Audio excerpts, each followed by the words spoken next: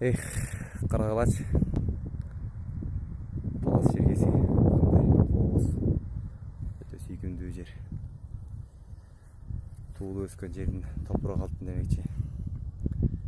Бұл таластың әрбір ташы біз үшін алтын сияқты болса, әрбір тамшы суысы біз үшін мөректің суысындай сезіледі.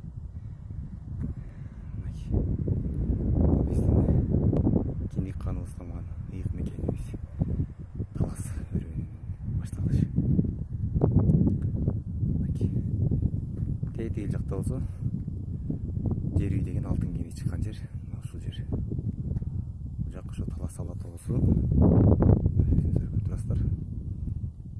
Бұл жақ таластың тегіл Қарабура, Бақаята деген райондардан кеткен жақшыл жақ. Бір 3 саат 4 сааттық жол бар.